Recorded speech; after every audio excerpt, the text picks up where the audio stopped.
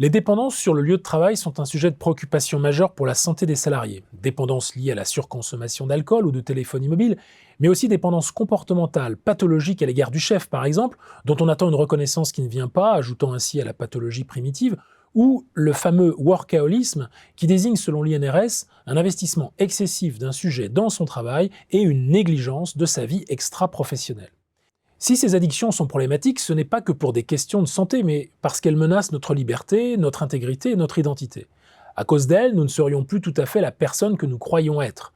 Notre autonomie est atteinte en ce que nous devenons tout simplement esclaves de nos assuétudes. Notons que le latin addictus, à l'origine du mot addiction, signifie être dit par. Or, cela fait référence à l'esclave, qui est celui qui est dit par quelqu'un d'autre que lui-même. Notez également que cette sorte d'esclavage s'est progressivement étendue à la société tout entière. Que dire de l'endettement déraisonnable de l'État, par exemple, qui risque de lui faire perdre sa souveraineté et son indépendance. Du reste, addictus, en latin également, cela voulait dire être esclave pour une dette. Or, c'est dans un texte publié sous le titre « Vertige de la dépendance » que la philosophe Nathalie Sartoulaju, rédactrice en chef adjointe de la revue Études, suggère paradoxalement de donner une seconde chance à la dépendance. D'abord en constatant qu'elle fait partie de la condition humaine, qu'on ne peut pas ne pas être dépendant de quelque chose ou de quelqu'un, ne serait-ce que dans les périodes de l'enfance et de la vieillesse. Mais aussi et surtout en essayant de rompre avec une vision miséreuse de la dépendance et en montrer les aspects moins pathologiques et moins déshonorants. De fait, remarquons qu'il ne faudrait pas être philosophe, mais plutôt marketeur pour affirmer que l'addiction est précisément ce que nous recherchons le plus souvent dans une relation. Être accro à un produit, une paire de baskets ou un smartphone, augmente le plaisir de se les procurer au moment où une nouvelle version arrive sur le marché. La dépendance est un vertige dont un emploi modéré peut être source de contentement.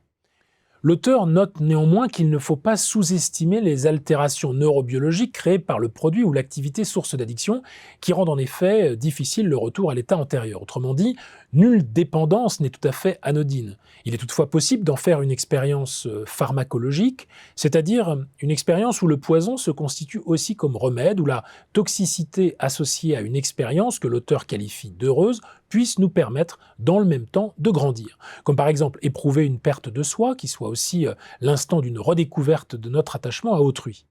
De nos dépendances, finalement, nous ne guérissons jamais vraiment.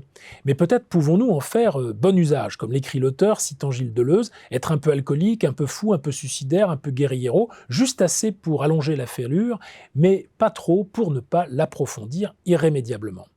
Au final, c'est à une autre ivresse que nous invite ce texte, entre avidité et abstinence, entre vie sans intensité et vie placée sous le signe des excès et des accoutumances, aux écrans, à la vitesse, aux achats compulsifs. Nous sommes tous un peu comme les chanteurs du groupe Feu Chatterton qui annoncent dans leur dernier album vouloir changer le monde, mais qui se demandent dans le même temps, en buvant des spritz dubitatifs, que savons-nous faire de nos mains ? Zéro, répondent-ils, tant ils sont dépendants du système, du Wi-Fi, du Bluetooth, qui soudainement se mettent à dysfonctionner. Au fond, cette chanson, nommée Monde Nouveau, nous rappelle utilement que nous sommes toujours dépendants d'un système dans la stricte mesure où l'on ne sait plus rien faire par soi-même. Mais grâce à ce texte, nous savons aussi combien l'expérience d'une dépendance assumée peut apporter à notre humanité. La convivialité, l'amitié et la confiance ne sont souvent possibles qu'à ce prix.